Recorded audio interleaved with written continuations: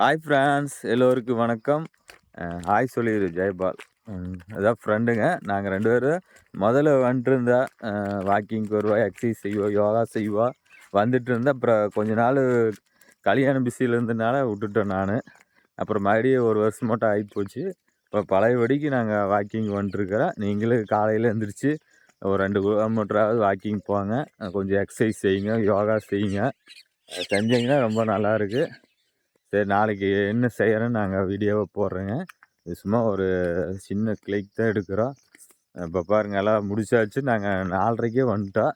4:30க்கு வந்துட்டு அரை மணி நேரம் வந்து வாக்கிங் போனோம். அதுக்கப்புறம் வந்து எக்ஸசைஸ் செஞ்சோம். அதுக்கப்புறம் வந்து யோகா செஞ்சுங்க.